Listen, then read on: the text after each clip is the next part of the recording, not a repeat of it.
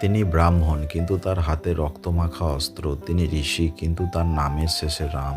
কিন্তু প্রশ্ন হলো এই পরশুরাম নামটা এলো কোথা থেকে, কেন তার নামের সাথে যুক্ত হলো রাম? অনেকেই মনে করেন পরশুরাম নামটা তার আসল নাম, কিন্তু সত্যিটি হলো তার জন্মের নাম ছিল শুধুই রাম। এখানে উল্লেখ করা যেতে পারে পরশুরাম এবং যমদগ্নি। তিনি ছিলেন ঋষি যমদগ্নির পুত্র, একজন ব্রাহ্মণ বালক যার নাম রাখা হয় রাম, যার অর্থ শান্তি, আনন্দ আর ঈশ্বরের অংশ। কিন্তু এই সাধারণ রামই একদিন কঠোর তপস্যা করেন ভগবান শিবের উদ্দেশ্যে। তার ভক্তিতে সন্তুষ্ট হয়ে শিব তাকে দেন এক ভয়ঙ্কর অস্ত্র পরশু, অর্থাৎ কুঠার। এই অস্ত্র শুধু যুদ্ধের জন্য নয়, এটি ছিল অন্যায়ের বিরুদ্ধে ন্যায়ের প্রতীক। আর এখান থেকেই শুরু হয় তার নতুন পরিচয়, পরশু যুক্ত রাম সমান পরশুরাম।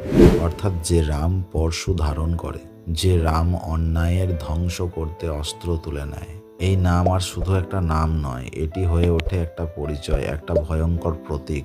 কিন্তু প্রশ্ন হলো কেন রাম নামটাই রাখা হলো? রাম শব্দের অর্থ শুধু একটি নাম নয়, এটি নির্দেশ করে শান্তি, ধর্ম ও ঈশ্বরের অবতারত্ব।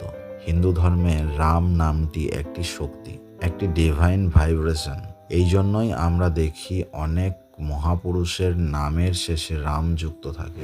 একদিকে অযোধ্যার রাজা রাম শান্ত, ধৈর্যশীল, আদর্শ, অন্যদিকে পরশুরাম ক্রোধ, প্রতিশোধ আর ধ্বংসের প্রতীক। কিন্তু দুইজনের নামই রাম কেন? কারণ দুজনেই ধর্ম রক্ষার জন্য এসেছিলেন, একজন প্রেম দিয়ে, অন্যজন শক্তি দিয়ে। তাই পরশুরাম নামটা শুধু একটি নাম নয়, এটি একটি গল্প, এক ব্রাহ্মণের যিনি হয়ে উঠেছিলেন এক যোদ্ধা। এক হাতে পরশু আর হৃদয়ে রাম, এই দুইয়ের মিলনেই জন্ম নেয় পরশুরাম।